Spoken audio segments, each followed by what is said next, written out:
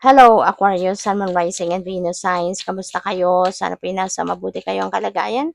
Welcome back po sa Star Tarot. At kung bago kayo rito, welcome din po kayo. Please subscribe, like, share my videos, and leave me a comment kung naka-resonate kayo. Thank you. So, Aquarius, first card, believe in miracles. Okay? Kasi pupuwedeng meron ng hinahanda ang divine universe sa'yo na mga miraculous events, no, that soon will unfold in your life. So, magtiwala ka lang, 'di ba, na talagang ang milagro ay nangyayari. Magtiwala ka lang na one day, miracles will happen in your life and it will just unfold. So, we have go into nature and clear any negative thoughts or energies you may have. Okay? So, baka alam mo yun, baka maraming nagbabother sa isip mo, maaaring mabigat ang dibdib mo, pwedeng ganon. So, yung invitation para sa inyo, go into nature. Okay? Mag-spend time ka with nature. Kasi nature is very healing. Nature spirits are very therapeutic. Ang laking tulong nito sa atin. No? When we are spending time with nature, inoobserbahan natin, dinanamnam natin, no? Yung kung nasaan man tayo, lagaslas ng tubig or pakikinig lang sa mga ibon, humuhuni, mga ganyan, it's very relaxing, 'di ba? Nakakagaan ng isip, nakakagaan ng dibdib, nakakaaliwalas, no, ng pakiramdam. Kaya maaring 'yun ang kailangan ninyong ma-experience sa ngayon in order for you to let go any kind of negative energies sa sarili mo. Okay? So, but of course, before you go somewhere uh, na may nature, isipin nyo din muna, i-consider nyo din muna yung pupuntahan ninyo if you will be safe there. Okay? Safety din ang kailangan din na unahin mong isipin or i-consider. Seeing a rainbow is a sign from your loved ones in spirit. Ayan. So, saan man kayo makakita ng rainbow? Yung actual man na rainbow ito or photos of rainbow or makikita mo sa mga videos na pinapanood mo may rainbow. Regardless kung saan mo makita, that is a sign na yung mga mahal mo sa buhay na nag-pass on na on the other side ay yan ay nagpaparamdam sa iyo, nagsisend sa iyo ng mensahe, maybe they're saying hi to you, maaring sign yan sa inyo, pwede rin ganon na nandiyan din sila para sa iyo. Even though wala na yung mga katawan nila, hindi mo na nakakasama sila, but yung spirit nila nandiyan dyan. No? Nagpaparamdam pa rin sa inyo, nagmemensahe sa iyo na they're okay, they are in good hands, no? Masaya sila sa kung nasaan sila. So, by the way, Aquarius, maraming salamat for subscribing. And if you haven't subscribed yet, subscribe na kayo. And also, maraming salamat din for not skipping the ads. Malaking bagay yan sa akin. And also, please click the join button sa baba ng video kung gusto niyo na mag-join naman kayo sa membership. Okay? Salamat po. So, what else? We have 3 of air. Ayan. So, baka ang iba sa inyo rito, no? Nagdaan kayo uh, sa difficulty. Maaring nagkaroon kayo ng heartache, heartbreak in the past. At maaaring nasaktan kayo ng bonggang-bongga ng kung sino man in the past. Kaya maaring sobrang lungkot ang na-experience ninyo sa mga nakaraang panahon. But all this time, siguro, 'di ba, nahirapan kayo. Umiiyak kayo, nagdurugo ang puso ninyo, as in masama ang loob ninyo. But ngayon, pwedeng tinutulungan kayo with the help of your guardian angels. May mga angels ka sa likod. So with the help of those angels, siguro pinapagaan din nila yung inyong pakiramdam.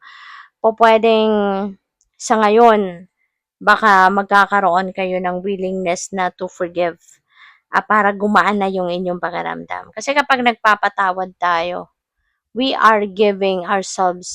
doing ourselves a favor na gumaan na ang ating pakaramdam, matanggal na yung tinik sa dibdib natin, maalis na yung bigat na nararamdaman natin sa ating isip at sa dibdib. So, pwede ngayon, you will be willing now to forgive so that you can move on with your life, so that you can heal and start a new life. Okay? So, what else? We have wise counselor. Maybe you never stop learning. Maaring patuloy kayong nag-aaral, patuloy kayong natututo sa buhay, sa mga praktikal, no, na pinagdadaanan sa buhay. And because of that, maaring yan din yung sinishare ninyo sa iba. Pwede kasi na mentor ka, teacher ka, pwede rin na, kunyari, spiritual guide ka or counselor. So, kung ano man ang mga natututunan mo sa buhay, whether it's in practical or mga academic, kung ano man ang learnings mo, that applies to their situation. So, maaaring ini-impart mo din yan sa kanila. Sinishare mo din yan sa kanila. Kaya, you never stop learning. Nag-aaral ka, at binibigay mo din yung binibigyan mo din ng pagkakataon ng ibang tao na matuto din, no, sa mga natutunan mo din, 'di ba? So what else? We have transformation. Ayan, so merong pagbabago ng mangyayari sa buhay mo. And yung mga pagbabagong ito, this could be as a surprise para sa'yo. Hindi ito yung mga pagbabagong gusto mong gawin sa sarili mo, hindi ito yung mga pagbabagong um, iniisip mo, no, na gusto kong gawin sa buhay ko. This is a surprise, This is the universe surprising you. This is the universe trying to um,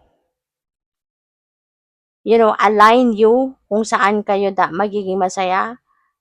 Yung mga pagbabagong ito, the universe is going to surprise you with this at dadalhin ka nito sa kung saan kayo magiging masaya, kung saan kayo yung i-align na kayo nito ng universe sa destiny ninyo, i-align na kayo sa purpose ninyo sa buhay. Kasi baka marami ng heads up na binigay sa iyo ang universe in the past, mga nakaraang panahon, karaang buwan, weeks, pero baka hindi mo napapansin. Kaya ito, when divine timing comes, ano man ang inyong sitwasyon, 'di ba? Ang dapat mangyari ay mangyayari. Kasi when divine timing comes, things will really unfold sa buhay mo. Ano man ang nangyayari sa buhay mo, gagawa ng paraan ng divine universe yan na mangyari ang mga dapat mangyari. And tingin ko ito yun. Maaaring hindi mo, baka may heads up na sa'yo ang divine universe in the past at hindi mo napapansin. Kaya ngayon, hanggang ngayon, wala ka pang nagagawa towards this. No? Kaya gugulatin ka na lang ng universe kasi this has to happen now. This circumstances has to unfold na sa ngayon. Kaya siya na ang gagawa nito sa'yo. Kaya po pwedeng magulat ka. Pero huwag kang mag-alala. No? Yung gulat mo, syempre sa una lang yan. But kapag nakapag-settle ka na sa kung saan ka dadalhin ang event na to sa buhay mo, you will see. Matutuwa ka, magiging masaya ka, at ipagpapasalamat mo pa yan. At baka manghihinayang ka pa. Magsasabi ka na sana pala, noon ko pa to ginawa. No? So, good luck. Thank you for watching. Love and light. Namaste.